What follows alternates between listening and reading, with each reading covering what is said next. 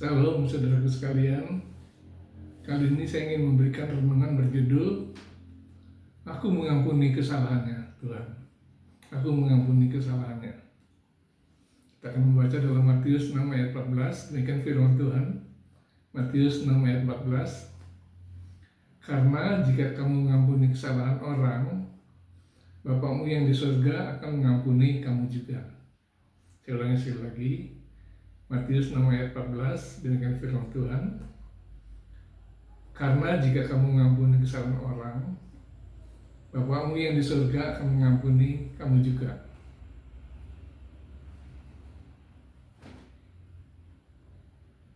Satu kali seorang teman berkata begini,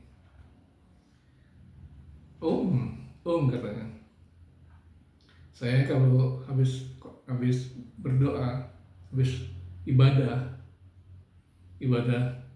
dalam satu kelompok ibadah, kami saling bermaaf-maafan, minta ampun karena atas dosa-dosa kita. Jadi saling mengampuni dan saling memaafkan. Saya bilang sama dia, ya karena kamu nggak ada masalah dengan orang itu, kamu nggak ada masalah sakit hati atau dendam dengan orang itu. Karena ibadah itu biasanya kumpul, ketemu orang, terus hanya bersalam-salaman, maafkan saya ya atas kesalahan saya. Itu udah mudah sekali mengucapkan itu.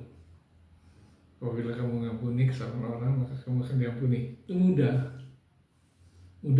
ya, kalau nggak ada kesalahan orang itu.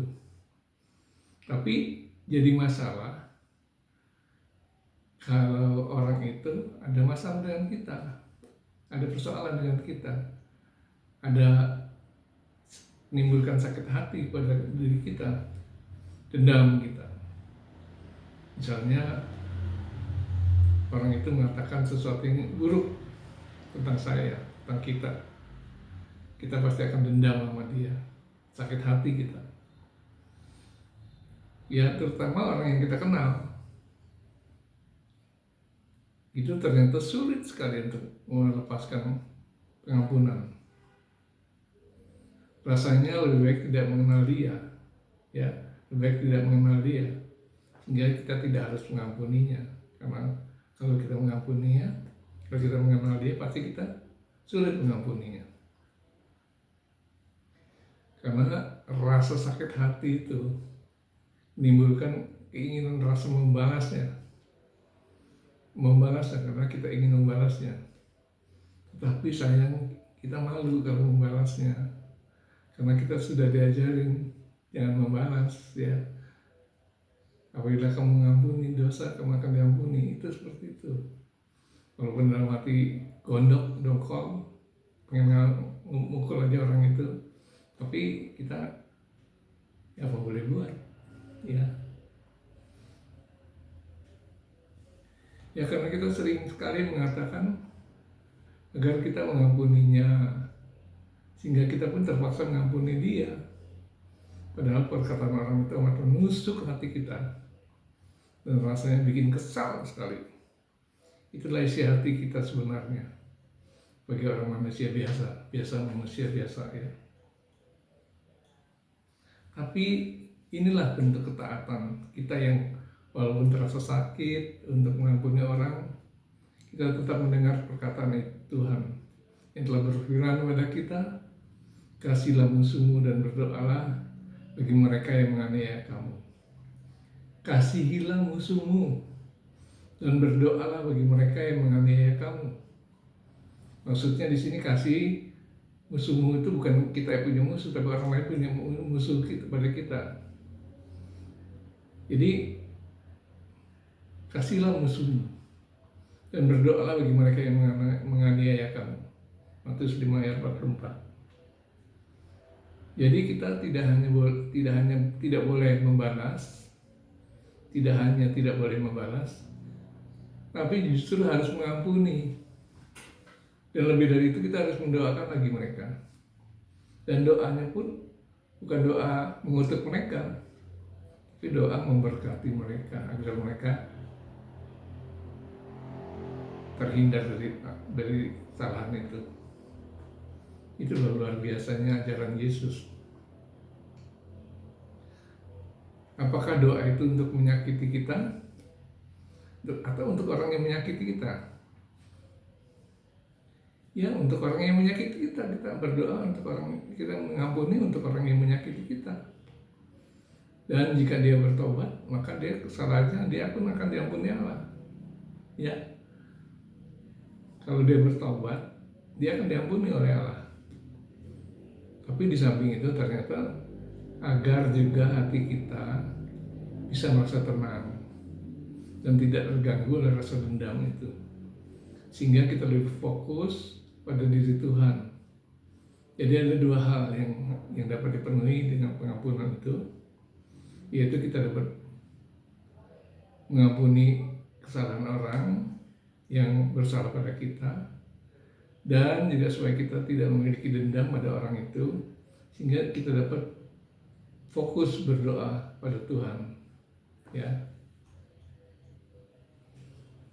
satu kali kita harus mengingat bahwa Stefanus itu rela dibunuh demi imannya. Stefanus, murid Yesus, martir pertama kita, rela dibunuh demi imannya pada Yesus, walaupun dia tidak bersalah. Di akhir hidupnya dia berkata demikian. Kisah 17 ayat 60. Kisah 17 ayat 60, demikian firman Tuhan. Tuhan, jangan tanggungkan dosa ini kepada mereka. Jangan tanggungkan dosa ini pada mereka. Luar biasa iman Stefanus, yang mampu mendoakan orang yang menganiaya dia. Orang yang melempar batu pada dia, malah dia minta ampun. Jangan tanggungkan dosa ini pada mereka. Luar biasa memang. Sama seperti Tuhan Yesus saat di kayu salib, Tuhan juga berdoa demikian dalam Lukas 23 ayat 34. Lukas 23 ayat 34. Ya Bapa, ampunilah mereka, sebab mereka tidak tahu apa yang mereka perbuat. Jadi Tuhan pun minta ampun untuk mereka, agar Allah tidak agar Allah tidak menghukum mereka, tapi mengampuni mereka. Stefanus maupun Tuhan Yesus tidak mendendam sama sekali, tidak ada dendam terhadap orang yang membunuhnya. Sulit memang kita melakukannya, tapi kita bisa melakukan kalau kita mau. Kita bisa melakukannya. Saya teringat dengan kisah ini. Saya pernah lihat dulu pada tanggal 8 Juni 1972. Mungkin ada yang belum lahir waktu itu. 8 Juni 1972.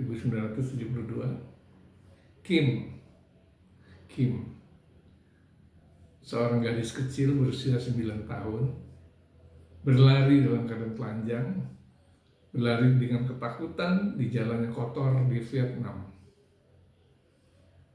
Sebagian badannya hangus terbakar akibat bom kimia.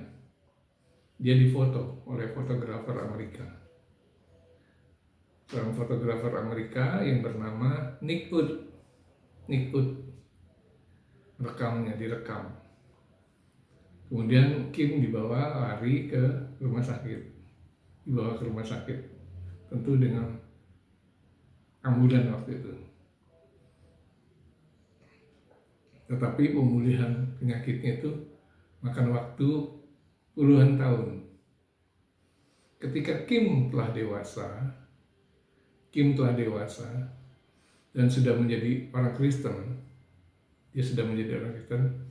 beberapa temannya mengajak dia untuk mengampuni orang yang telah membom dia. Ya, untuk mengampuni orang yang membom dia. Tapi dia tidak bisa mengampuni mereka. Dendamnya sudah amat menyakitkan hatinya.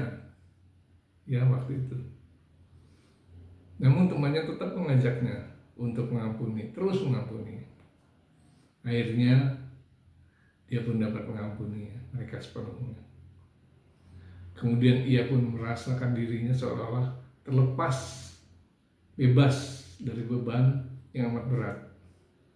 Dia terlepas dari dosa karena mendendam itu. Amin, puji Tuhan. Terpujilah Tuhan ya. Dia bisa mengampuni orang itu, orang yang membohong dia waktu kecil. Kemudian yang kedua, di Afrika Selatan. Di Afrika Selatan ada seorang pendeta kulit putih bersama istrinya. Jadi di Afrika Selatan ada gereja, ada seorang pendeta kulit putih bersama istrinya. Ia melayani jemaatnya dengan sukacita. Jemaat pun lumayan banyak, jemaatnya lumayan banyak ya. Pada suatu hari terjadi pemberontakan oleh suku kulit hitam melawan kulit putih. Kulit hitam melawan kulit putih. Pada masa itu pemerintah masih dikuasai oleh kelompok kulit putih, apartheid. Ya, di mana-mana terjadi kerusuhan rasial. Kerusuhan rasial itu kerusuhan antar dua kelompok, beberapa kelompok. Orang kulit hitam yang selama ini dijajah oleh bangsa kulit putih sangat dendam terhadap mereka. Nah, dalam kisah ini, pada suatu hari datanglah gerombolan kulit hitam ke gereja tadi. Gerombolan kulit hitam. Mereka marah-marah terhadap orang kulit putih.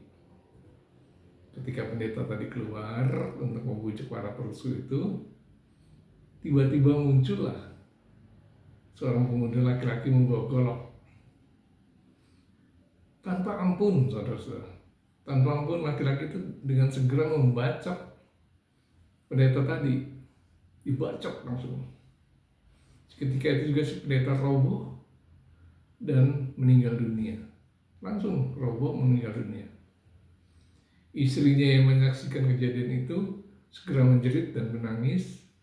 Dia melihat wajah pembunuh yang melihatnya dengan wajah pembunuh yang melihatnya dengan pandangan mata yang amat kejam. Jadi si pembunuh tadi melihat dengan mata yang sangat kejam.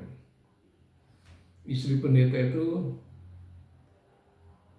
mengenali pria tadi, yang ternyata adalah tetangganya sendiri.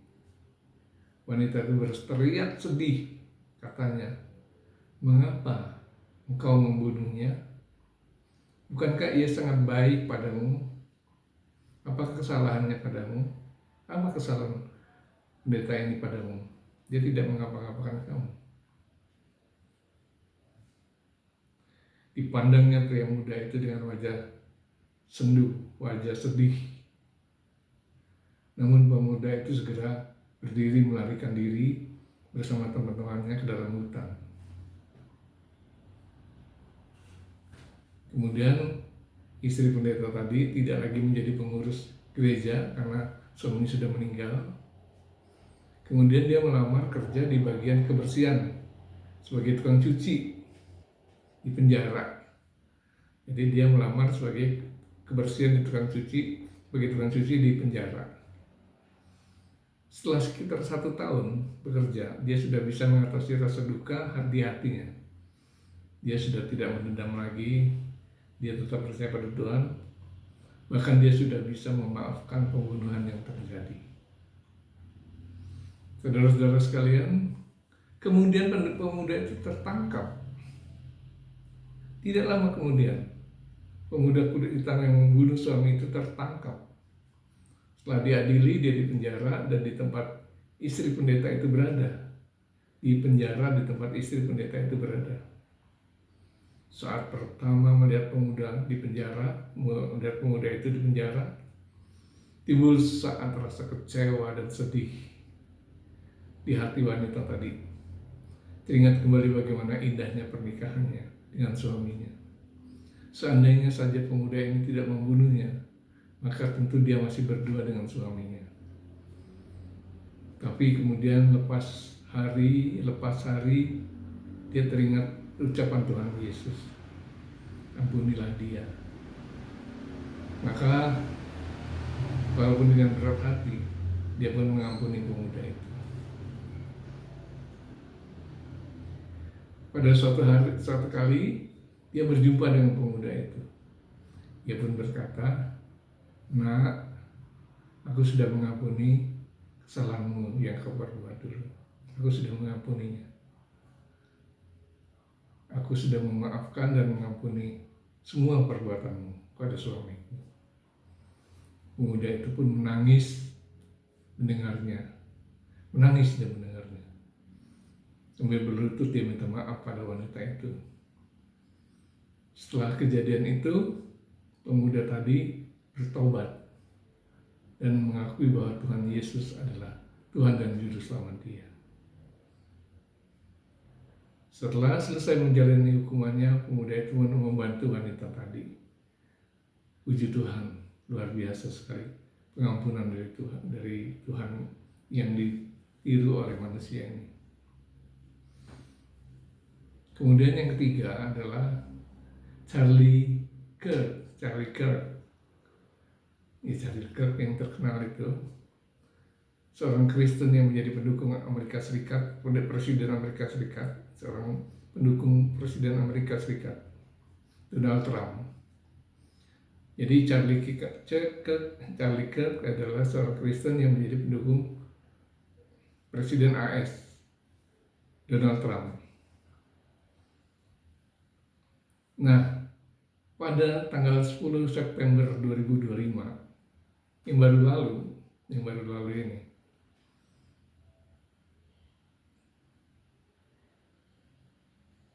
di panggung Universitas Utah Valley,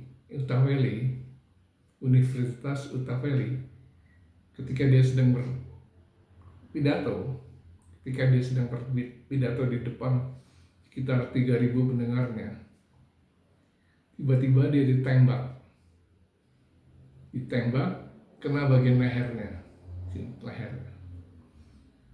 roboh dia dan meninggal dunia ketika dia berada di rumah sakit. Dia baru umur 31 tahun, masih muda sekali. Ya, dunia gempar waktu itu ketika istrinya Erika Kirk berbicara dengan sedihnya, demikian, on the cross our Savior said, "Father, forgive them, for they not know what they do." On the cross, our Savior said, "Father, forgive them, for they not know what they do." That young man, I forgive him. That young man, I forgive him. Saya terjemahkan kira-kira begini. Di salib, Juru Selamat kita berkata, "Bapa, ampunilah mereka, karena mereka tidak tahu apa yang mereka perbuat." Nah, pria muda itu, saya mengampuninya. Dia berkata dengan air mata yang mengalir di wajahnya. Oh Tuhan, sungguh satu pengampunan yang luar biasa. Saudaraku sekalian, pengampunan itu sulit sekali kita lakukan, tetapi dapat kita lakukan kalau kita mau. Sulit sekali karena apalagi kita mengalami sesuatu yang mengerikan seperti tertembak dan sebagainya, tentu kita dendam. Melihat suami terbunuh, ya, melihat diri kita dibom, mungkin sakit hati sekali karena itu amat mengerikan sekali. Tapi jika kita menendam, kita juga nggak ada gunanya. Apa gunanya kita menendam? Malah kita menyimpan rasa sakit hati, akan terbawa terus-menerus, dan bagaimana kita mau doa kepada Tuhan karena kita dendam. Tapi jika kita serahkan pada Tuhan persoalan itu, dan mohon agar Roh Kudus menguatkan hati kita pasti sanggup melakukannya. Karena jika kamu mengampuni kesalahan orang, Bapamu yang di surga akan mengampunimu juga. Matius 6 ayat 14. Semoga bermanfaat. Demikian firman Tuhan. Terima kasih.